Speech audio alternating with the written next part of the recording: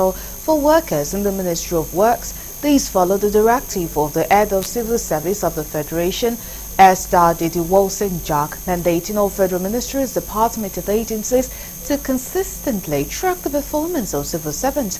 Correspondent Kule Ujo completes the story.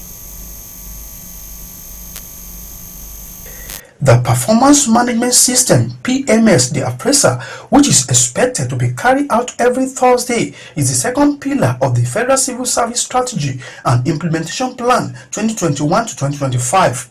It was designed to review, assess, and improve employees' performance across all ongoing tasks as well as projects within the ministries. At the launch of PMS in Abuja, the Permanent Secretary, Federal Ministry of Works, Yakubu Adams, assured that the ministry will be among the first to provide feedbacks and quantify the performance of its workforce. He noted that the PMS is firmly established in the service and the ministry will not be left behind in its implementation, adding that the initiative will reinvigorate civil servants who are successfully spearheading the Renew Hope agenda of President Bola Ahmed Tinubu to the next level of development. Marks an important step in our ministry's commitment in the implementation of LC 2021 to 2025 for the enhancement of performance, transparency, and accountability in governance for an improved service delivery.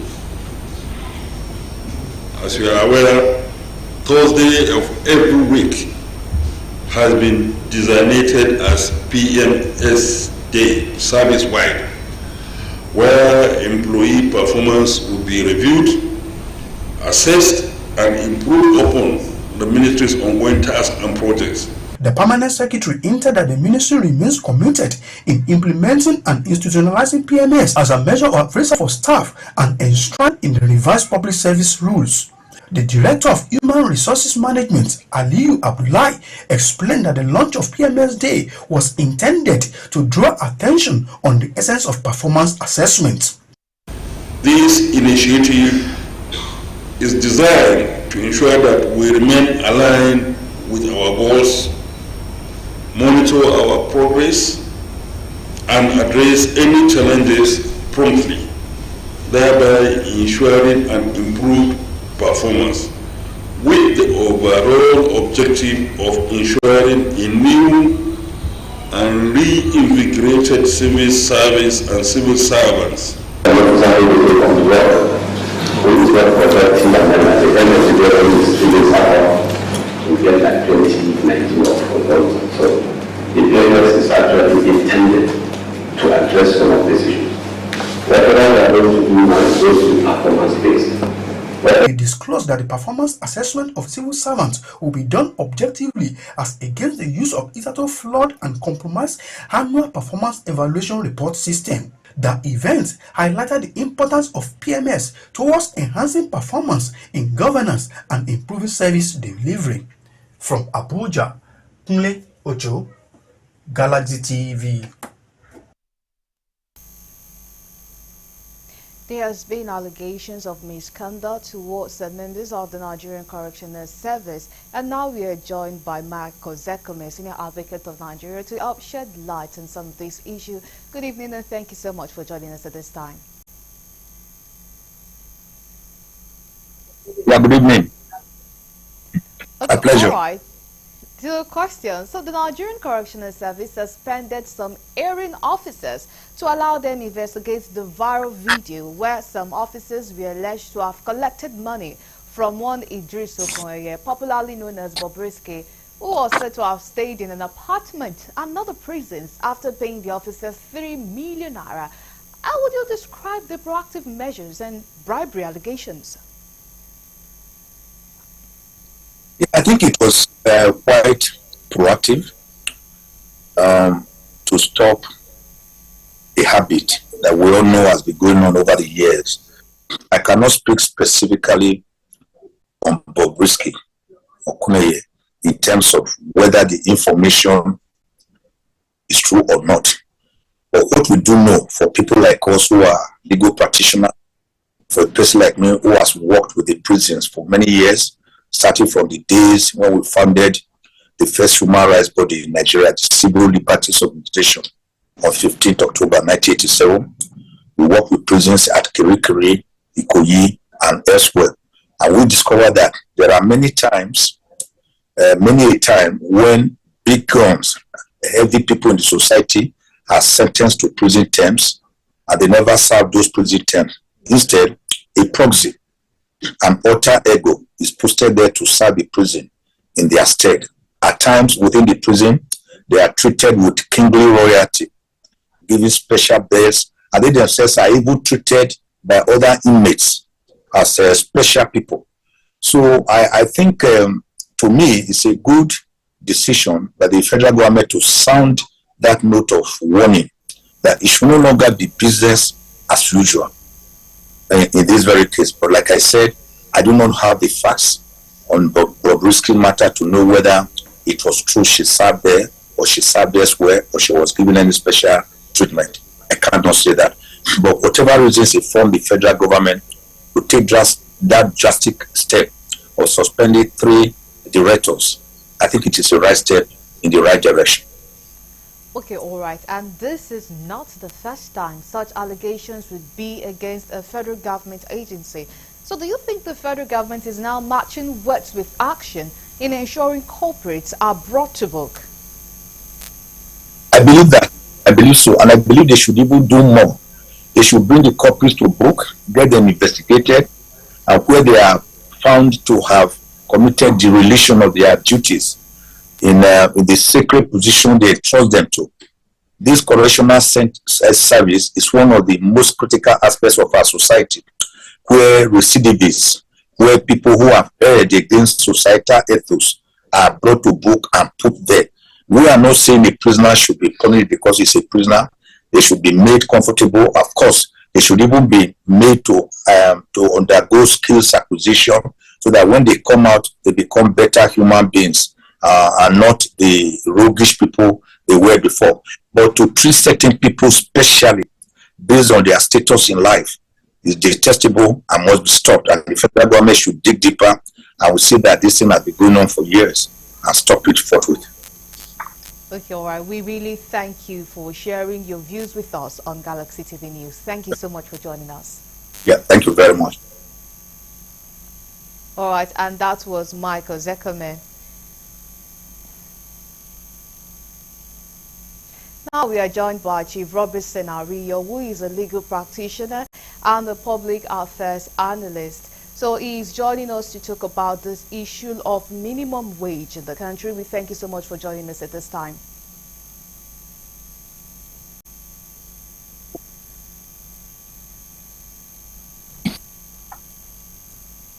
Okay, all right. Always a pleasure. Can you hear me? The federal government, through the Office of the Accountant General of the Federation, says it has commenced the payment of the new minimum wage of 70,000 naira to civil servants. How would you react to this, taking into consideration that it was long overdue? Well, immediately you asked that question, one of the things that came to my mind is that we have reached a stage in our country where every person who is to mount any public office should have some basic training in the office they are going to man. By this, I mean that there are some elementary principles, like if you look at economics, where you intend to raise salaries, it is because you want to empower the workers. You want to be able to up their capacity to be able to respond to the high prices of goods and services. Now, if you look at the proportion of increase that has been announced and the time between which it was proposed till this time, you will agree with me that it is not commensurate with the hike in prices of goods and services. In other words, if the intention of government is to build the capacity to foster the purchasing power of the worker, if you look at about a year ago when this proposal was on board, for instance, take a look at prices of goods and services a year ago. A bag of rice a year ago was about 65,000 naira. And as of today, it's almost 100,000 plus. As of a year ago, when this proposal was on board, a liter of fuel was about 500, 600. As of today, it's 1,200.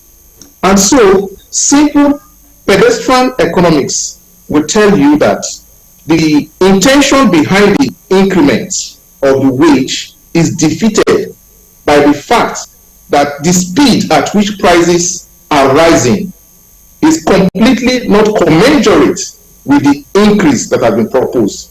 And so, every increment, elementarily speaking, is intended as a temporary measure. The government has to think beyond the initiative of increasing wages to the initiative of removing the systemic constraints that are there that are making pricing to spring. We need to look at security, for instance. We need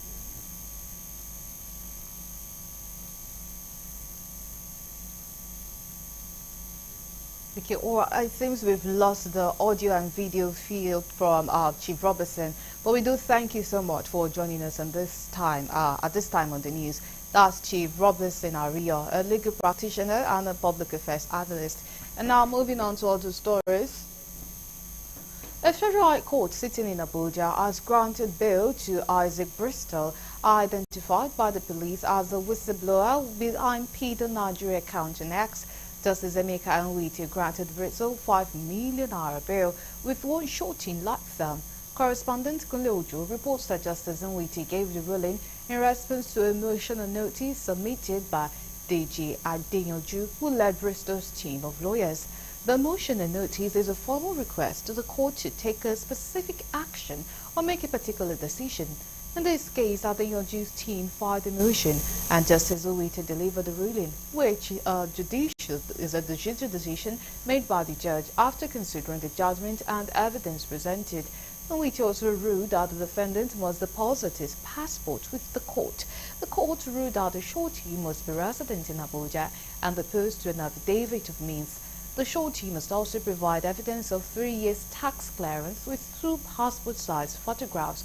Bristol, who has been remanded in Kuje Correctional Center since September 11, is standing trial for less treason and for mobilizing and soliciting support to unduly compel the government to act or abstain from certain acts through #EndBadGovernance protest, false money laundering allegation against President Bola Tinubu, and unlawfully obtaining, retaining, and disseminating classified secret documents in contravention to the Official Secret Act 1962.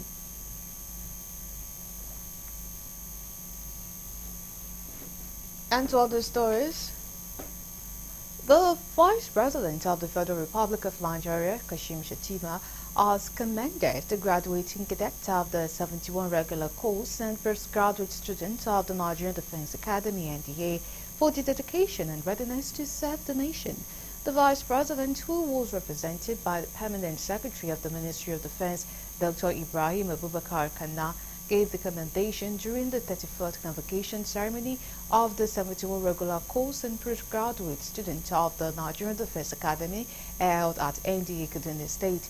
The Vice President commended the cadets for their perseverance, affirming that their commitment and discipline exemplifies the qualities that Nigeria needs in these challenging times, expressing that as future leaders of the armed forces, they stand as symbols of hope, resilience, and courage. On his part, Minister of Defense Mohammed Badaru Abubakar, who also doubled as the chairman of the NDA Governing Council, was represented by the Chief of Defense Staff, General Christopher Musa. He emphasized the importance of continuous training and education in the military.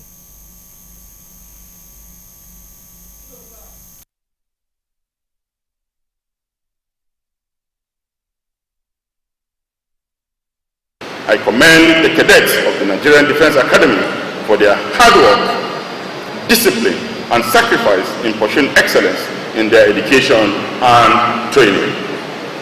Your commitment to service and your willingness to defend our nation at all costs are a testament to your courage and selflessness. As we celebrate the achievements of the Nigerian Defense Academy today, let us also reflect on the challenges that lie ahead. The fourth convocation ceremony of the Nigerian Defense Academy, constituted for the purpose of conferring bachelor's degrees on cadets of the 71st Regular Course, postgraduate diplomas, master's degrees, doctorate degrees, and honorary degrees of the Nigerian Defense Academy.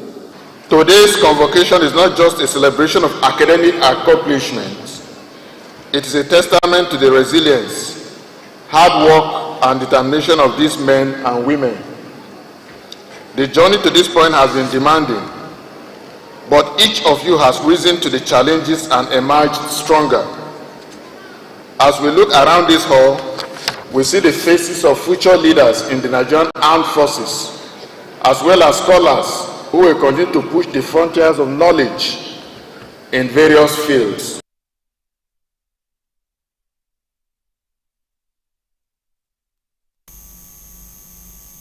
You're still on to the news on Galaxy TV. Let's go on a break. When we come back, the news continues.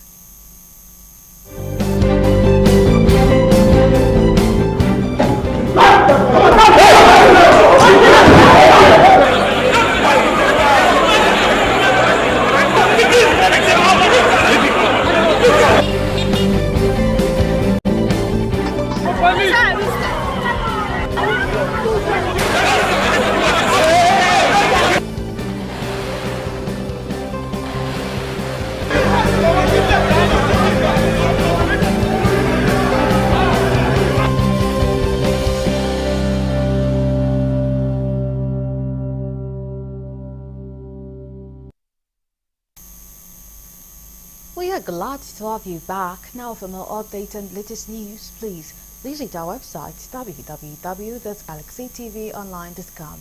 Connect with us on our X handle at Galaxy TV. Subscribe to our YouTube channel, youtube.com/Galaxy TV News. You can follow and interact with us on our Facebook page, facebook.com/Galaxy TV. Remember to follow and tag us on our Instagram page at Galaxy TV. You can also avail our eyewitness video via WhatsApp. If you have breaking news around you, simply share your story by sending short clips or videos of the news on 0818 6666 669. Our social media platforms are user-friendly and can always accommodate your live updates and comments, as you can easily scan our IG QR code.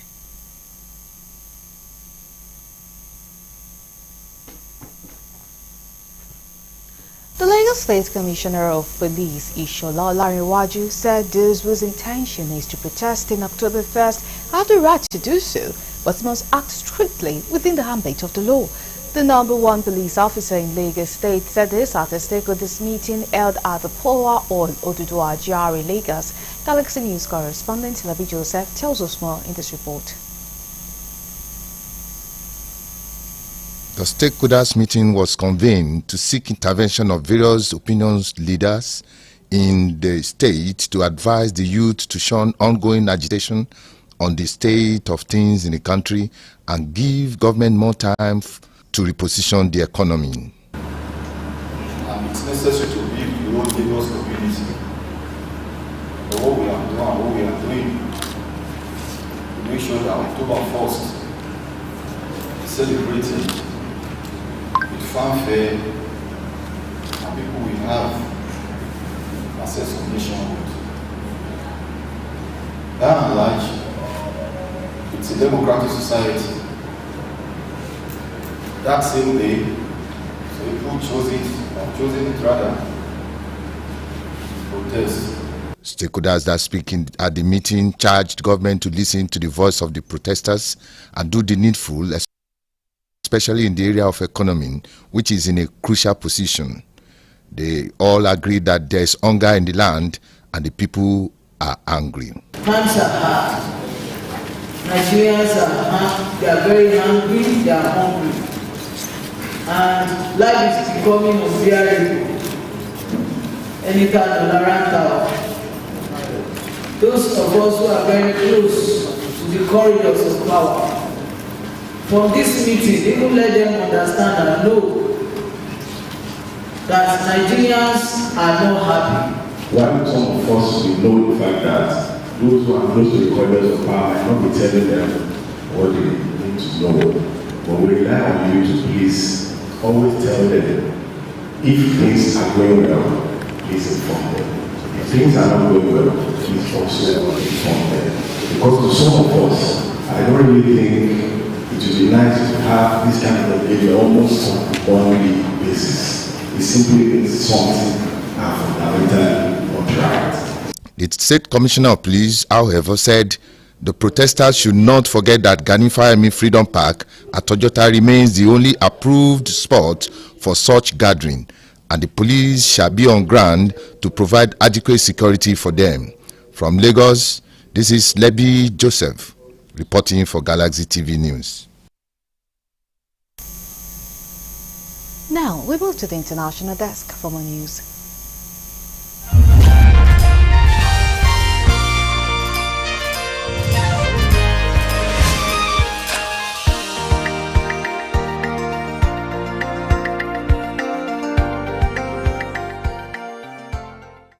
This is news from the international scene. More than half of Argentina's 46 million people are now living in poverty, new figures indicate, in a blow to right-wing President Javier Milei's effort to turn around the country's beleaguered economy. The poverty figures for the first 6 months of this year was 52.9%, up from 41.7% in the second half of 2023, said the country's Index Statistics Agency. Since taking office in December, Milei has slashed subsidies for transport, fuel and energy and sacked thousands of civil servants as he seeks to bring down inflation and reduce government expenditure. Argentina's annual inflation rate in August remained one of the highest in the world at more than 230%.